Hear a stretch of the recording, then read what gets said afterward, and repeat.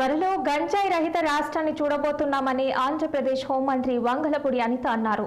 అనకాపల్లి జిల్లా పాయకరావుపేటలో మంత్రి అనిత పర్యటించారు.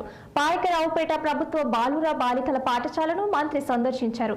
ఈ సందర్భంగా పాఠశాలలో మధ్యాహ్న భోజన అమలు పథకాన్ని ఆమె పరిశీలించారు.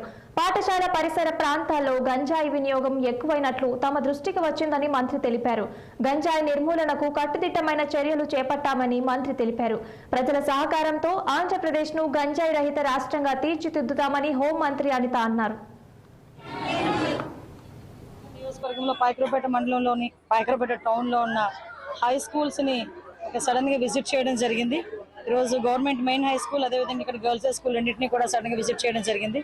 ఎందుకనంటే ఇక్కడ చుట్టుపక్కల గ్రామాల్లో ఎక్కడైనా చుట్టుపక్కల ప్రాంతాల్లో ఎక్కడైనా ఈ గంజాయి సప్లై కానీ ఈ గంజాయి సరఫరా కానీ జరుగుతుందా, లేకపోతే పిల్లలందరూ పరిస్థితి ఏంటి, వాళ్ళ మిడ్ డే మీల్స్ ఎలా ఉన్నాయి, వాళ్ళందరికీ సౌకర్యాలు బాగున్నాయా లేదా అనే ఉద్దేశంతో అవన్నీ వాళ్ళందరి దగ్గర తెలుసుకోవడానికి ఈరోజు 2 స్కూల్స్ రావడం జరిగింది. ఇక్కడున్న విద్యార్థులందరూ కూడా కొన్ని ప్రాబ్లమ్స్ చెప్పుకున్నారు.